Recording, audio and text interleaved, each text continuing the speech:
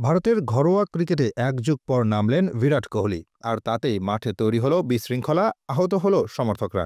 ঘরোয়া ক্রিকেটে জাতীয় দলের তারকা খেলোয়াড়দের উপস্থিতি নিশ্চিত করতে কড়াকড়ি করেছে ভারতীয় ক্রিকেট বোর্ড, আর তার ফলে 10 বছর পর রঞ্জি ট্রফিতে খেলতে নেমেছেন কোহলি। স্বাভাবিকভাবে তাকে এক নজর দেখতে মাঠে উপচে পড়া ভিড়, কিন্তু সমস্যা বাধল তখনই যখন স্টেডিয়ামে ঢোকার জন্য হুমড়ি খেয়ে পড়ল হাজারো দর্শক। পদপিষ্ট হয়ে আহত হলো অনেকে, বাইক ভাঙচুরের ঘটনাও ঘটেছে। প্রশাসন আগেই বাড়তি নিরাপত্তার ব্যবস্থা করেছিল, কিন্তু তাও সামলানো গেল না কোহলির বিশাল ফ্যানবেস। দর্শকদের চাপে শেষ মুহূর্তে খুলতে হলেও বাড়তি গেট, তাতেও হুড়োহুড়ি ঠেকানো যায়নি। বিসিসিআই শুরুতে লাইভ সম্প্রচারের কথা ভাবেনি, কিন্তু কোহলির জনপ্রিয়তা দেখে শেষ মুহূর্তে সিদ্ধান্ত বদল।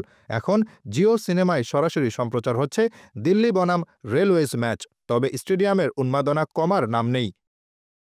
Hasibur Rahman, daily our Bangladesh.